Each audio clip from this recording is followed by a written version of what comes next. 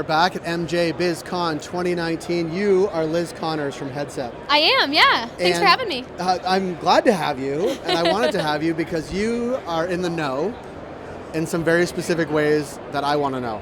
For sure. Tomorrow you are speaking on a panel? No, it's a solo session, yeah. Solo session. Yeah. About what?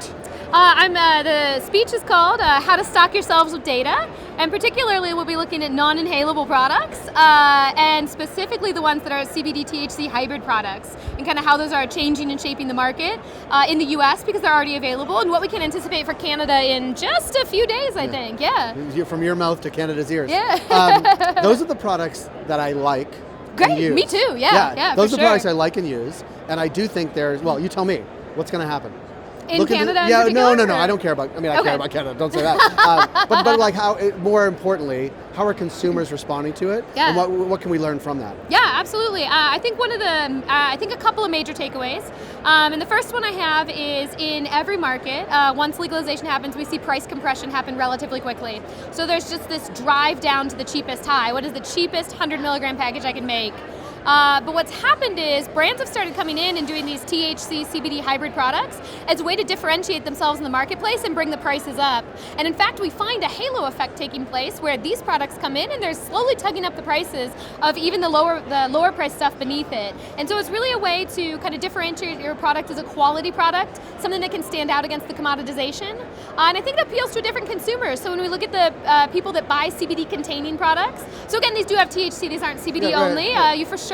These are for getting high, maybe for treating some ailments. But we see a lot more women purchasing these products, and we also see a lot of older people purchasing them. So a lot of baby boomers, a lot of older Gen Z, Gen X. Yeah, for sure. And so a little bit less in the younger generations. But when we think about it, CBD, a lot of people buying that are looking for symptom relief.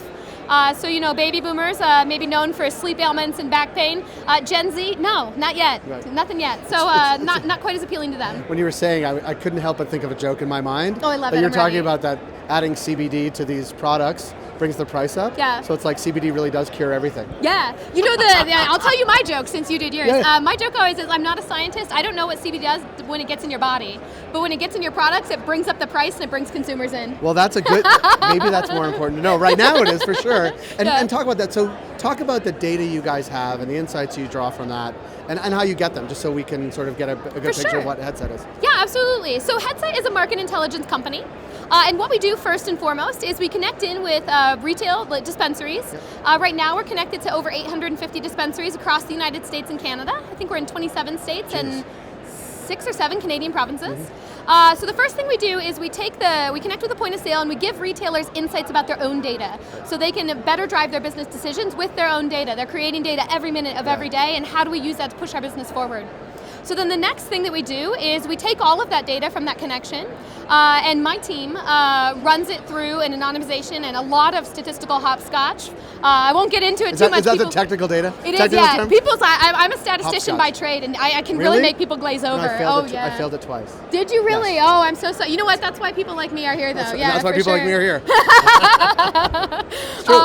So we put it through a whole lot of data, a whole lot of rigor, and we come up with market forecasts. So what we do is we do category, segment, brand, package size, even product level forecasts for how much sales are occurring in the total market. So we combine it with government data, stock market data, and we can tell you what top selling products are. We can tell you where the strategic innovation is happening. We can help with pricing initiatives. Are things priced correctly? Are prices coming down or up? How are package size trends changing? And just last week I launched a bunch of demand planning tools, which allow you to use some of the seasonal bits of the data to drive your decisions. So one of the things that was really cool that came out of that, as we talk about edibles, is chocolates. Now, in the US, what we see is the biggest week for chocolates is the week before Christmas. So here in a couple days. Doesn't surprise me It was at all. bigger than 420 even. Yeah, I believe that. However, 420 was high because, 420 was high? Well played. I slid it in, yeah. 420 was high because there was a whole lot of discounting. So there was a big hangover the next week because people stocked up. It stocked up. Christmas, that didn't happen though. No discounting. This was all consumed then. Yeah. So it's a really interesting way that sales happen, and how do we think about stocking our stores? It's interesting because I've been saying for some time that there's been all kinds of criticism of producers and retailers retailers and provinces in Canada for not knowing what the demand is on day one. Yeah. And my point is, like, you liken it to alcohol, and mostly alcohol is controlled by government in Canada, and it's like, but they have data from the past 50 years, day by day data. I know. They probably know to the bottle or close to it how much is going to sell on a daily basis. Yeah, for Just sure. like you're talking about seasonal effect on sales, whatever it is. Yeah. Every day you're going to learn more. Every year you're going to learn. It's not just 365 days more. You're going to learn and aggregate more. And like, what can the industry expect a year hence from now? So 2020, same time. How much more will we know? And what do you think we'll be finding out over the coming year? Yeah.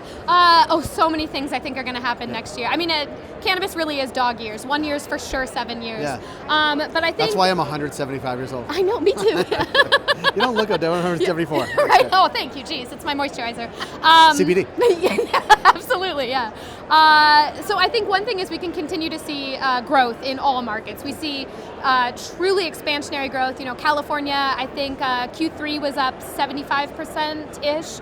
2018 versus 2019. Even stabilized markets like Washington are still seeing low double-digit growth. So I think we'll continue to see growth. What I think is interesting is where we're going to see the growth. So I think, to me, there's two really big places where great growth is occurring. So when we think about growth, there's only two ways to grow. We can either get the people that already purchased to buy more, or we can get new people in the doors. And I think getting the new people in the doors are the ones that are really going to win. And I think there's two great strategies taking place. We see a lot of people entering the market with good quality but very low cost products, and these are driving consumers into the legal market from the legacy markets, right? And this is a way to expand the regulated market and get more consumers in the door. And I think the other thing we're seeing is a lot of product innovation in beverages and edibles, and they're driving in people that look like me, 35-year-old soccer moms, right? Yeah. We love beverages and edibles. We love mints, we love gummies, we love cannabis sparkling waters.